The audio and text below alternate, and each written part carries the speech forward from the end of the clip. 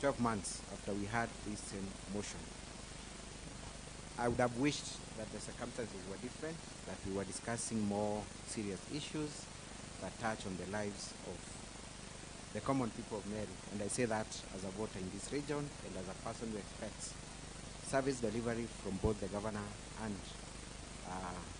the representatives of the people in the name of MCS. I will address 3 issues that my learned friend has touched on, just to clarify. Then I will go straight to my closing remarks because I think most of the issues have been responded to in a substantive manner. One is on the much hyped China trip, where the governor is being accused of sending her relatives, and in the process, funds belonging to the public were lost or misappropriated. Mr. Speaker, sir, your own document that has been tabled in this House by the mover of this motion is a letter dated 25th April 2023. That is the letter that was inviting the governor to the China trip. It was not an invitation for a technical committee. Let us be very clear on that, Mr. Speaker, sir. This is a letter that was inviting the governor to benchmark. This is a letter that was inviting the governor from a private company for her to be able to visit China and form an opinion as to whether there is need for her to borrow a few good practices from there and import them to Meru. There is no indication in that letter that indeed she should be joined by a technical committee.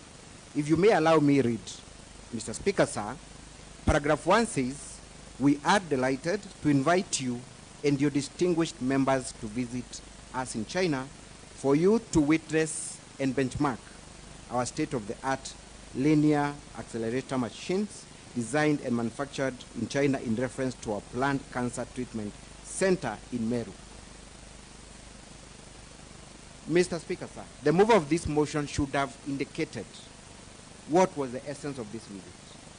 If governor chose to go to this visit alone, it would have still be within our rights. There was no requirement for her to go with any technical committee. It was not a study, a trip. It was an invitation for the governor to go and witness what is happening there and come back and commence the process of having a similar project in Meru.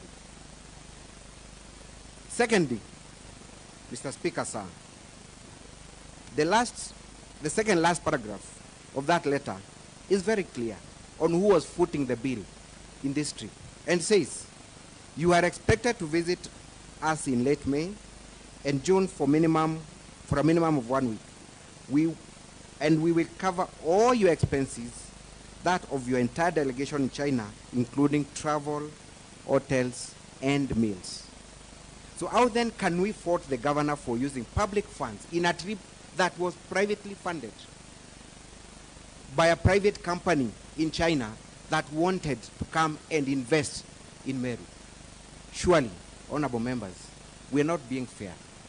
This cannot be a ground to impeach a governor accusing her of misappropriating funds when there were no funds allocated or even utilized in this trip. On the other issue, my learned friend has told you about the naming of one road after the first gentleman. For clarity purposes, my learned friend Mr. Omari has not admitted, and I want that to go on record, that indeed there was a road named under or in the name of the first gentleman. What he's saying is the governor in our wisdom is allowed to do certain acts, but in this case we deny that there was any naming of a road. I was expecting the move of this motion to table evidence before this court that are in tandem with our statutes on how a road has been named.